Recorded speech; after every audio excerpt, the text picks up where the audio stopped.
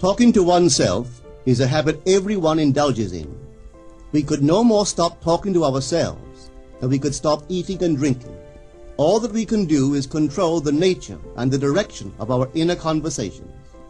Most of us are totally unaware of the fact that our inner conversations are the causes of the circumstances of our life. We are told that as a man thinketh in his heart, so is he. But do we know that man's thinking follows the tracks laid down in his own inner conversations? To turn the tracks to which he is tied in the direction in which he wants to go, he must put off his former conversation, which is called in the Bible the old man, and be renewed in the spirit of his mind. Speech is the image of mind. Therefore, to change his mind, he must first change his speech. By speech is meant those mental conversations we carry on with ourselves. The world is a magic circle of infinite possible mental transformations, for there are an infinite number of possible mental conversations. When man discovers the creative power of inner talking, he will realize his function and his mission in life. Then he can act to a purpose. Without such knowledge, he acts unconsciously. Everything is a manifestation of the mental conversations which go on in us without our being aware of them. But as civilized beings, we must become aware of them and act with a purpose. A man's mental conversations attracts his life. As long as there is no change in his inner talking, the personal history of the man remains the same. To attempt to change the world before we change our inner talking is the struggle against the very nature of things. Man can go round and round in the same circle of disappointments and misfortunes, not seeing them as caused by his own negative inner talking, but as caused by others.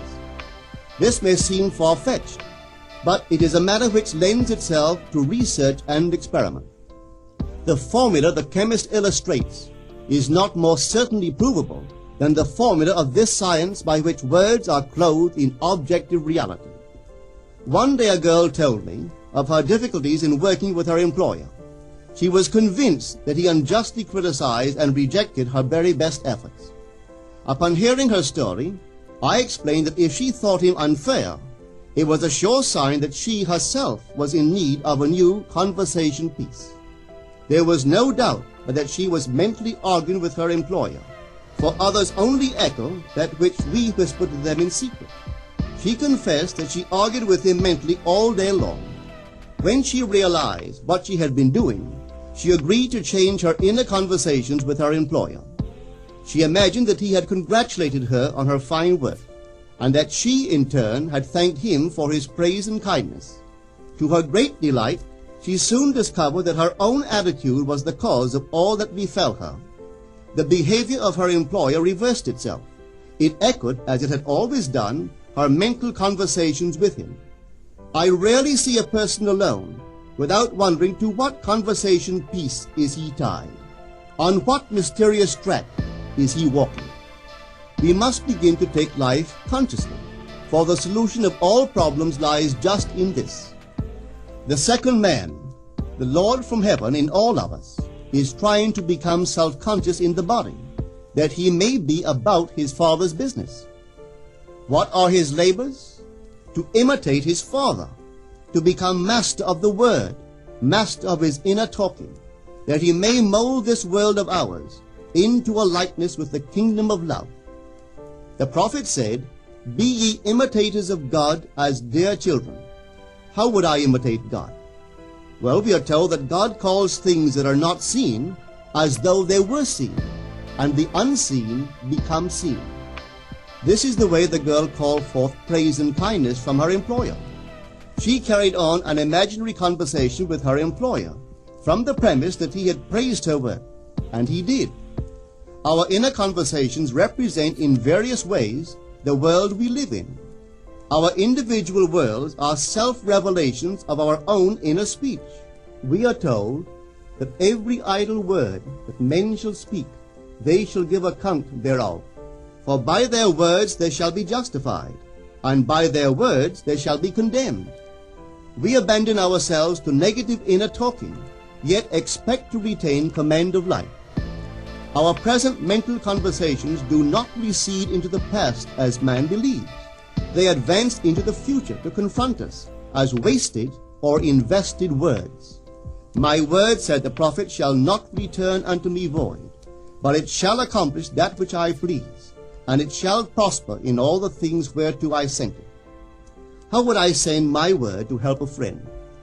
I would imagine that I am hearing his voice, that he is physically present, that my hand is on him. I would then congratulate him on his good fortune, tell him that I have never seen him look better. I would listen as though I heard him. I would imagine that he is telling me he has never felt better, he has never been happy. And I would know that in this loving, knowing communion with another, a communion populous with loving thoughts and feelings, that my word was sent, and it shall not return unto me void, but it shall prosper in the thing whereto I sent it. Now is the accepted time. Now is the day of salvation. It is only what is done now that counts, even though its effects may not be visible until tomorrow. We call not aloud, but by an inner effort of intense attention. To listen attentively, as though you heard, is to create. The events and relationships of life are your word made visible. Most of us rob others of their willingness and their ability to be kind and generous by our fixed attitudes toward them. Our attitudes unfold within us in the form of mental conversations. Inner talking from premises of fulfilled desire is the way to consciously create circumstances. Our inner conversations are perpetually outpictured all around us in happenings. Therefore, what we desire to see and hear without, we must see and hear within, for the whole manifested world goes to show us what use we have made of the word. If you practice this art of controlled inner speaking, you too will know what a thrill it is to be able to say, and now I have told you before it come to pass, that when it is come to pass, ye might believe.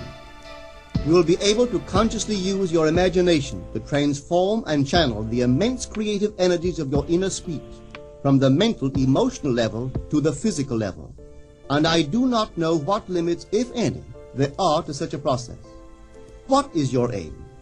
Does your inner talking match it? It must, you know.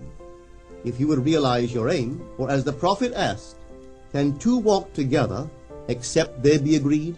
And of course the answer is no, they cannot. The two who must agree are your inner conversation and the state desired.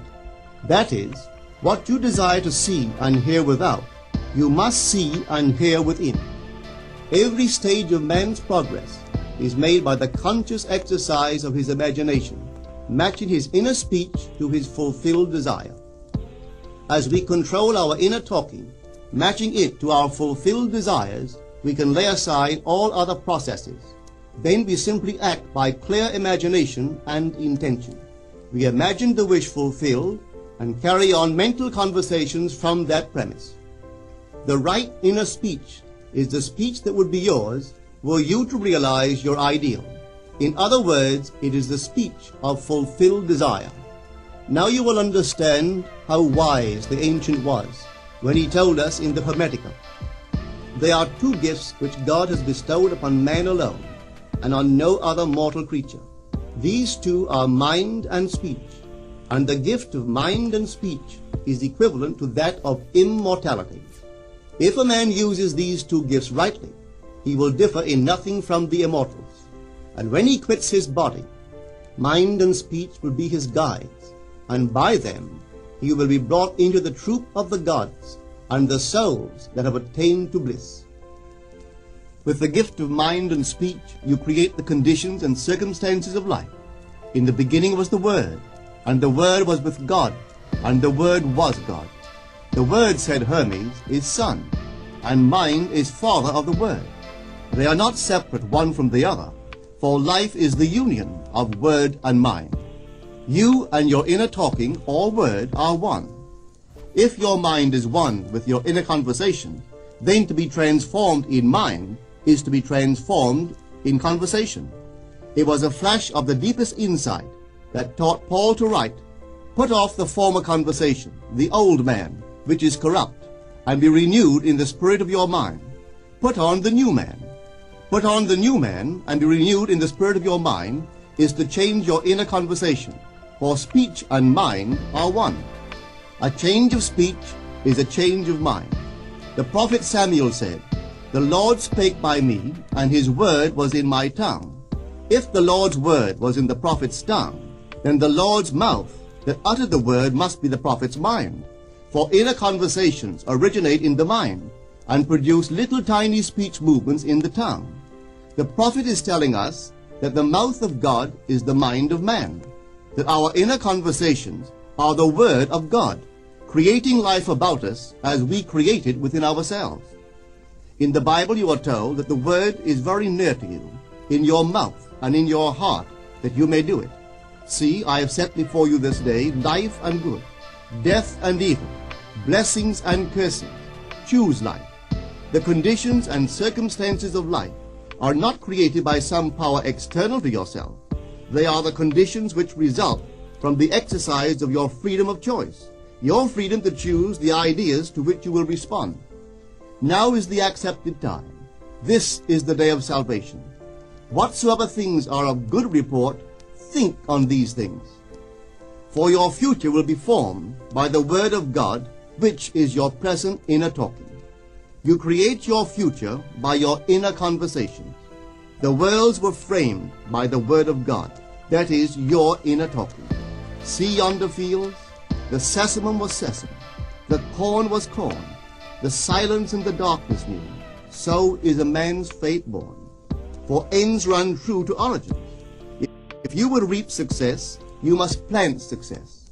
The idea in your mind which starts the whole process going is the idea which you accept as true. This is a very important point to grasp, for truth depends upon the intensity of imagination, not upon facts. When the girl imagined that her employer was unfair, his behavior confirmed her imagination. When she changed her assumption of him, his behavior reflected the change, proving that an assumption, though false, if persisted in, will harden into fact.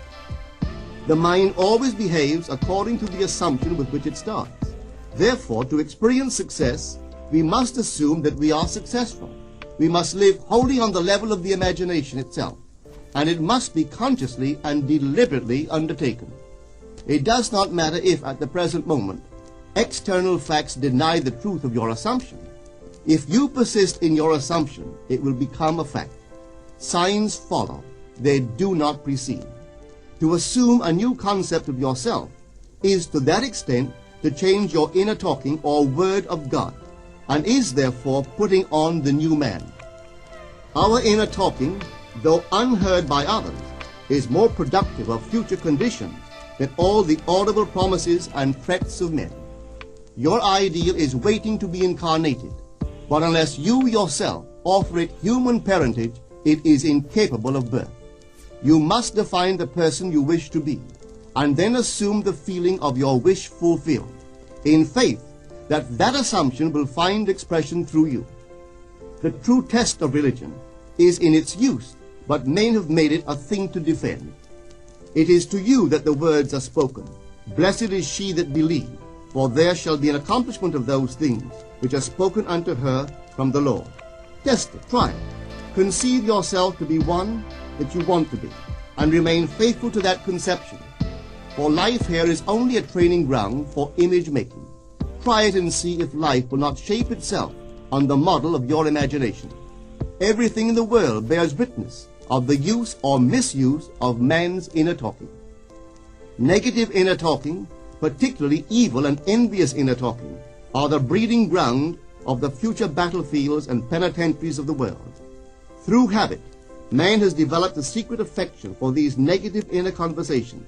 Through them he justifies failure, criticizes his neighbors, gloats over the distress of others, and in general pours out his venom on all.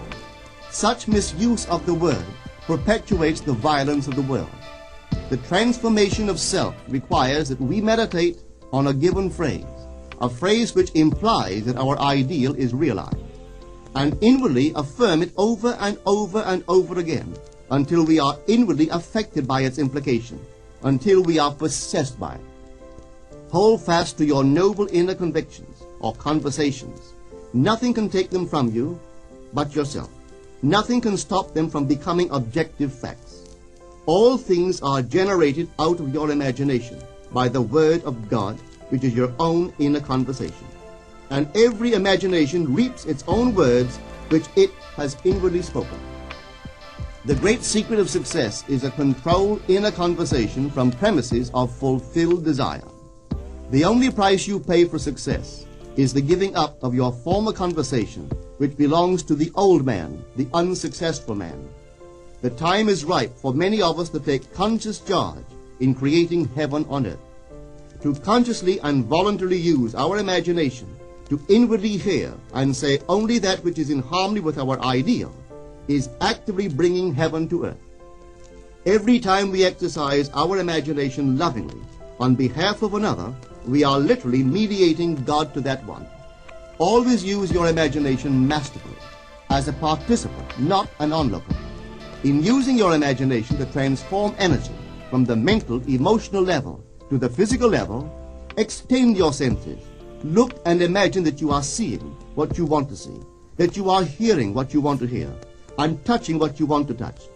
Become intensely aware of doing so. Give your imaginary state all the tones and feeling of reality.